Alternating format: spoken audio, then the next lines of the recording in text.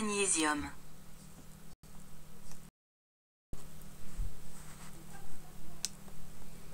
Les roches basiques et ultrabasiques constituent l'environnement typique pour la cristallisation des minéraux magnésiens.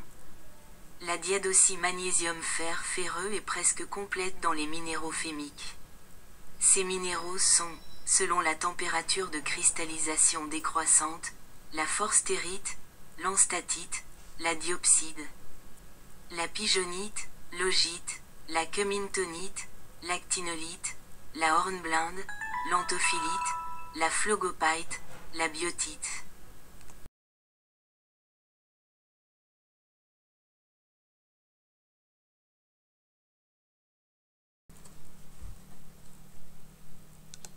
Tous ces minéraux ont leur habitude comme caractéristique commune. À mesure que leur température de formation diminue, ils deviennent plus fibreux et prennent finalement une forme laminaire.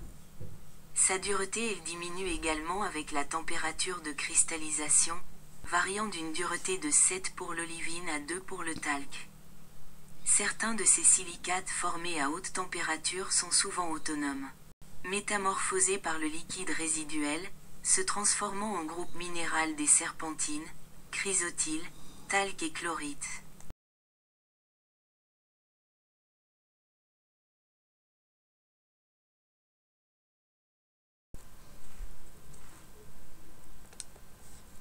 Au stade pegmatitique, le magnésium restant peut cristalliser en formant des phosphates et des arséniates rares et au stade hydrothermal il peut cristalliser de la magnésite et de la dolomite ou en l'absence de carbonate. De la brucite.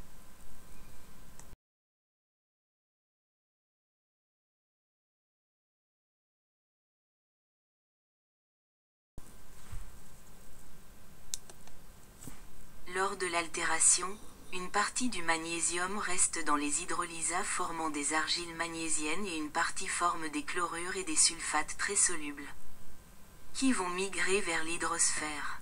De la léso marine précipite partiellement le magnésium formant des dolomites, mais en raison de la grande solubilité de ces sels. Ces minéraux ne cristallisent que dans les dernières étapes de l'évaporation, formant de la carnolite, de l'epsomite entre autres.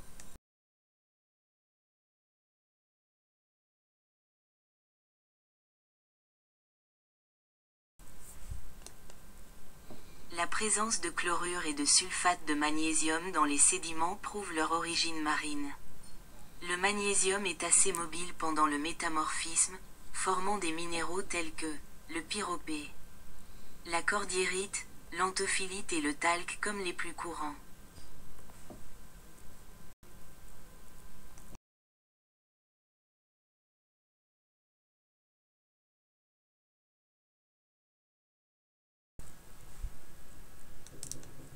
Le prochain cours est sur le sujet de FORSTERITE à la semaine prochaine. Likez-moi, abonnez-vous à la chaîne pour ne manquer aucune vidéo.